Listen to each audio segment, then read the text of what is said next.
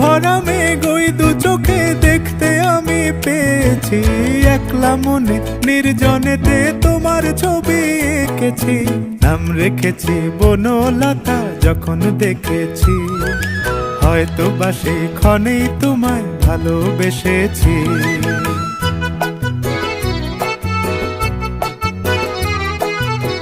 বনলতা কথা হয়ো না গো কুণ্ঠিতা।